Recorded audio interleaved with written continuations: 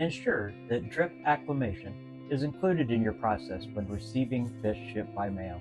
It's important to know how to handle them upon arrival, especially since they've been traveling for an extended period. Remember, the goal is to transition them into the tank as swiftly as possible. Immediately open the double bags and pour the fish and the shipping water into a fish-safe bucket or similar container. Whatever the container, make sure it is covered. It's important to remember, so I'll mention it again. All fish can jump, and fish jump when they are frightened. Don't bother with the traditional bag float. That works when fish are coming from the local fish store, but not when they come by mail. Set up a drip line by using a piece of airline tubing and draping it from the tank they are going into and down to the container with the fish. Now start a siphon and allow the water to drip into the container. You can regulate the flow by kinking the tube and wrapping a rubber band around the kink until just a few drops come out of the line at a rate of about 1 drip per second. Or you can tie a loose knot in the tubing with the same result. We personally use a valve, shown here, with the line running into the tank and over the side into a bucket. Now, whichever method you use, let this run until the water in the container is about double what it was when you started. Carefully pour off most of the water until there's just enough to cover the fish when they are upright. Now let the container fill again. This procedure slowly introduces the fish to your water and allows the temperature to equalize. It's not a bad idea to add an ammonia neutralizer too to the water. This will help reduce stress on the fish and while they're adapting to your water. Now the fish are in about 90 to 95% of your tank water. Take a net and carefully net the fish out and move them to your new home. Do not add the shipping water to your tank. Now leave the lights off for the first day. This will allow the fish time to settle and then recover a bit from the shock of transport. If the fish are showing signs of stress, add a little salt to the water, up to about a teaspoon per gallon. This will help them to deal with osmotic stress and help their slime coats to recover, which will help prevent more disease. Even if the fish shipped to you are tank raised, healthy, and disease-free, the stress of shipping may make them vulnerable to disease.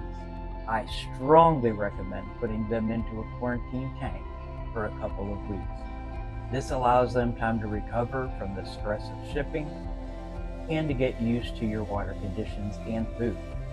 No matter the source, even from close friends, I always quarantine new fish for at least 1 month.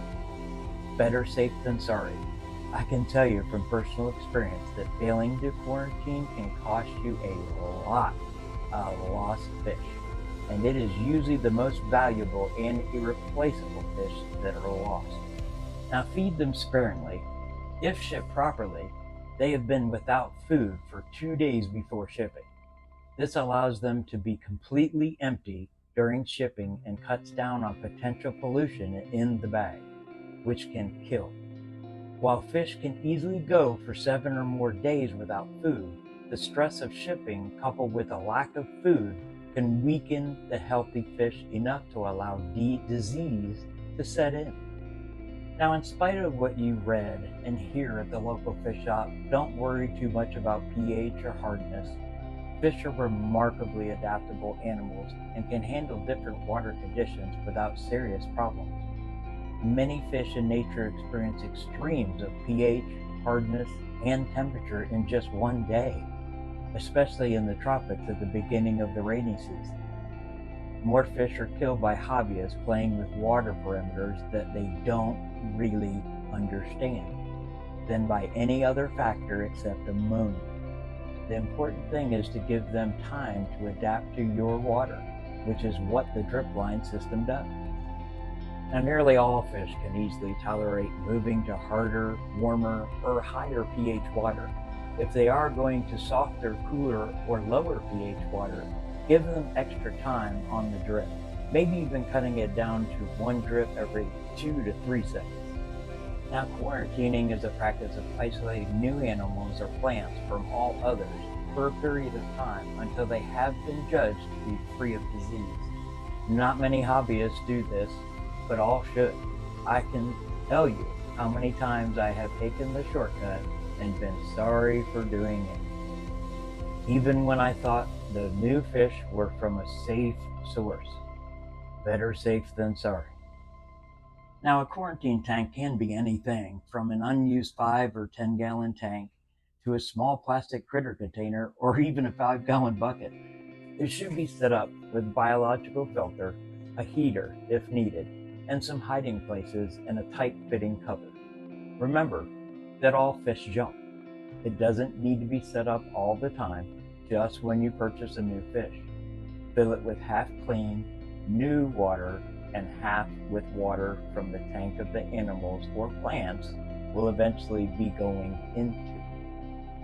Now have an established sponge filter going in another tank that you can move into the quarantine tank. After the quarantine period, sterilize that sponge filter and then move it back into the other tank until you need it again. Now it is a good idea to feed the fish well while they are in quarantine. This will help them recover from the stress of shipping and rebuild their fat reserves. I often feed them frozen food with garlic added. This helps clean them of internal parasites. It's also a good idea to raise the temperature a bit over what they would normally live in. This procedure will speed up the life cycle of any parasites so they show themselves while the animals are in quarantine.